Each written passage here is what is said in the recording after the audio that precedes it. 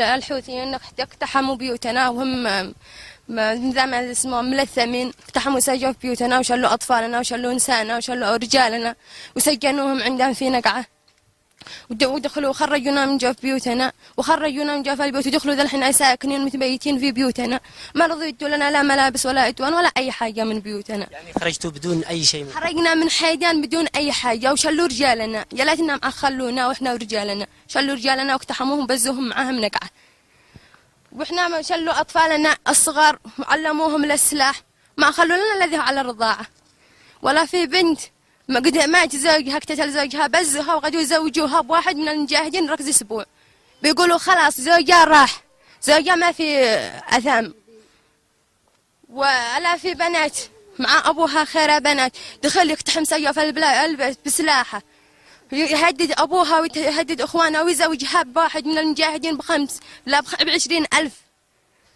وكيف مرأة تبتاع ب20,000، وبزوها وسروها وأبوها تتقدم للحوثيين بعيش بماء في الجبال، ألامات أبوها يقعدوا يوزعوا أطفالها في البيوت، عندها 3 4 قد ما تزوجها وهي يحارب معاهم، وهي بعد أبوها تحارب معاهم ويصيروا يوزعوا أطفالها. والأطفال اللي خرجوا ذا الحين بين ذي اللبس قالوا حرام أمريكي هذا اللبس، ومسكوا الولد وضربوه، ذا إيش بذنبه؟ يضربوا ذا الولد إيش بذنبه على خرجوا بين هذا البدلة؟ قالوا لا إنه أمريكي يهودي ومسكوا وضربوه. وأنا ذا إسلام؟ لا واحد قال لا أحد يقول أشهدوا لا إله إلا الله، يقولوا أشهدوا حسين بدر الدين، ما يقولوا أشهدوا لا إله إلا الله والسلام عليك يا حسين بدر الدين. هذا إسلام؟ أنا الدين هذا لا إسلام؟ لا ما هم إسلام. إحنا ما نشتي صلح، كفاية أول مرة هبوا لنا صلح أول مرة وما قضوا عليهم، قدر مرة يتهبوا لنا صلح وما قضوا عليهم، إحنا نروح بيوتنا ودخلوا الحوثيين شلوا عفشنا ودواننا، وفينا الدولة ذي قالت نقف فيه صلح، ما عاد فيه صلح.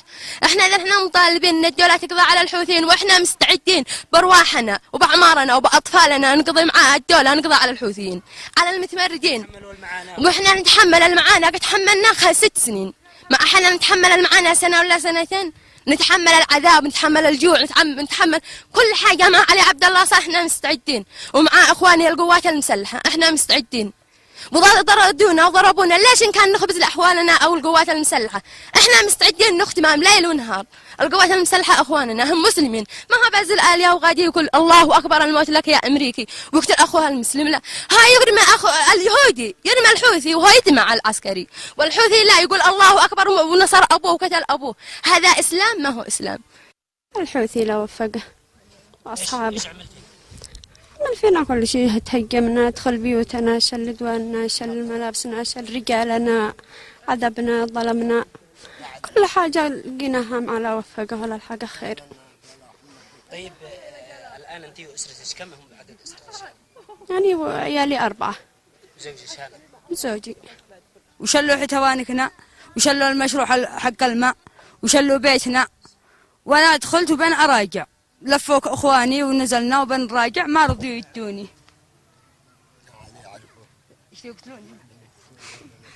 ما رضيوا يدوني ادوات، قالوا كيف عاد تنزلي تطالبي بادوانك وانت دارنكم في سبيل الله؟